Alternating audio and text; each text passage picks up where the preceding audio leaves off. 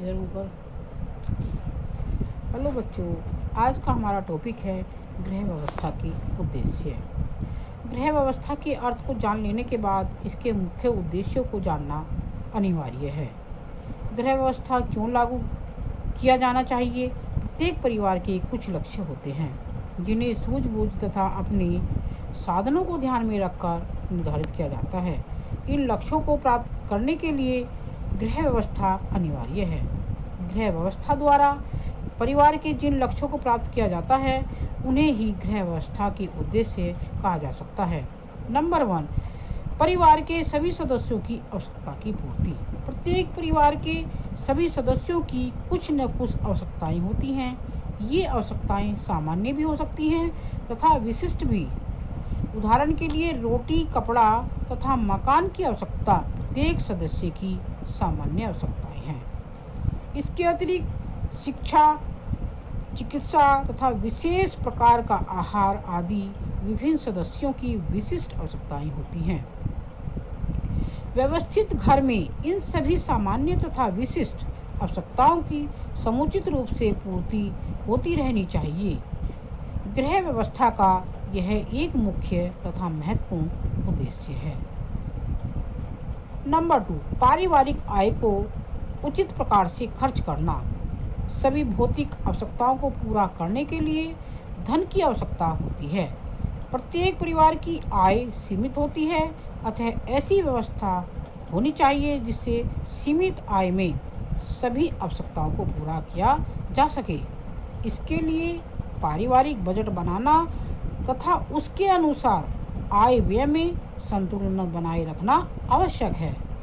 आय व्यय के बजट को संतुलित बनाने पर कुछ बचत भी की जा सकती है। नंबर 3, पारिवारिक वातावरण को अच्छा बनाना। गृह व्यवस्था का उद्देश्य न केवल भौतिक आवश्यकताओं की पूर्ति करना है वरन सामाजिक वातावरण को सौहार्दपूर्ण बनाना भी है।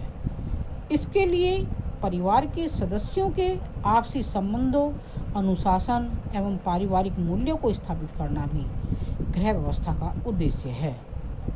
भारतीय समाज में पारिवारिक वातावरण को उत्तम बनाने में गृहिणी की महत्वपूर्ण भूमिका होती है।